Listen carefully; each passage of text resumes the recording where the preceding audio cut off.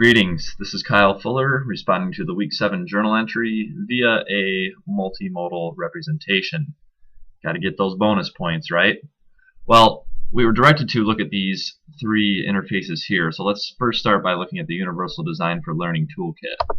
Now, this website is very vast. I only briefly explored it. I love the fact that it's made using a Glogster, a format that I've experimented with a few times at UB.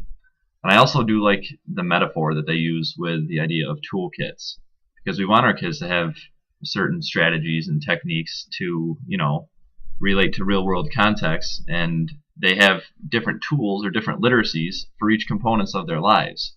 So they might have an academic discourse, they might have a social discourse, family, community, all these things are playing in, and they need different tools for each of these.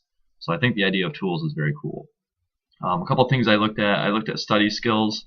This is important because I teach English 9, and a lot of my kids are coming in from middle school, and they're being exposed to, some more rigorous assessments, and they're not sure exactly how to go about preparing for those. So I think this is a great resource, and especially in terms of flashcards, because I do a lot of vocabulary with my students, and I think some of these programs could be largely beneficial for them.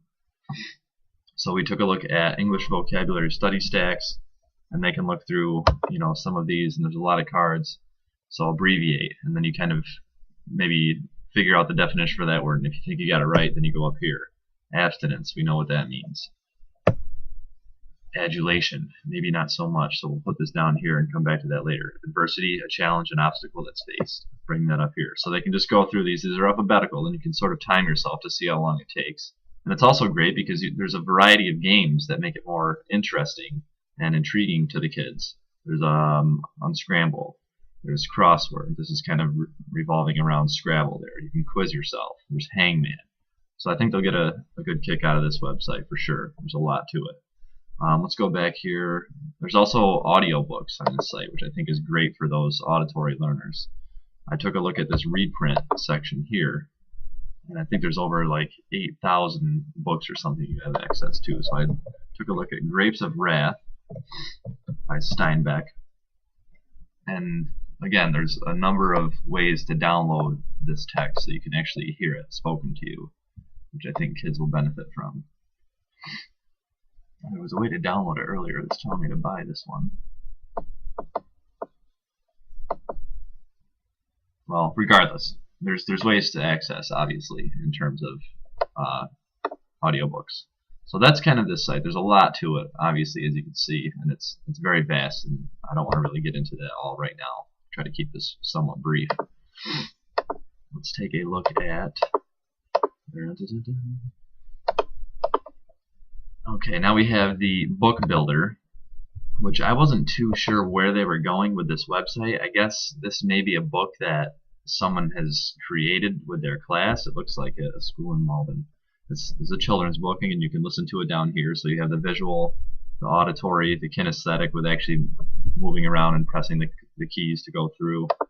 And this might be something you could engage your students in, not only to read to the children and study certain vocabulary that they might be learning, as this definitely is hitting on elementary literacies, but also there's probably a way to create something along these lines. So you could have the kids working with the technology and developing that digital literacy and creating a book of their own with this kind of resource.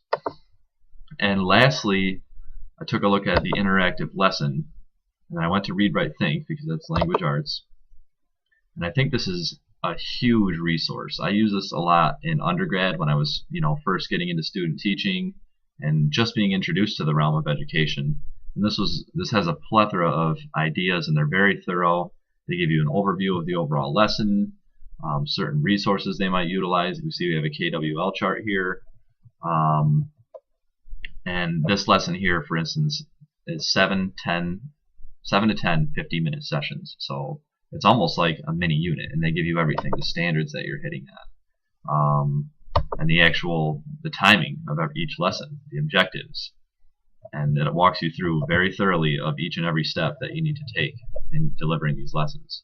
And I think that's a lot of what teaching is. Yes, it's obviously creating unique and original materials based on your students' individual needs. But at the same time, it's consulting the resources that are already out there. Why work smarter, not harder? And if it's already out there, you can just use that, borrow that, and adapt it to fit your needs. I think that's a lot of what happens in teaching, which is a good thing. I think we need that sort of collaboration. So Read Write Think again is just a huge resource, and there's also thinkfinity.org is another. Yeah, it's right over here. It's another great resource, kind of tied into the same idea there, sharing lessons. So those are the three websites that we kind of looked at and touched on briefly. So I guess I'm gonna conclude with that. The only other thing is I am enjoying Tori's text, The Beautiful Child. I'm just getting into the 18th chapter, and it really is an easy read. I love the way she tells her story. I'm curious to see what happens with Venus now that she's kind of been kicked out of the school and the principal seems to not even care anymore, which is a somewhat grim and depressing notion. The fact that students, sometimes you have to let them go by the wayside. You can try and try and try, but sometimes they do fall through the cracks. And that notion was kind of depressing to me because we want to try to break through and reach every student, but I don't know if that's always possible with each and every individual. So that's just an interesting idea that I've been grappling with here with the text. But I do look forward to continuing reading that. This week's disability presentation was me, Joe, and Nicole, and the intellectual disabilities, and I was really pleased to make some new discoveries with that project and learn a bit more about students with disabilities. So that's all great, and I look forward to commencing next week's module. All right, thanks for listening.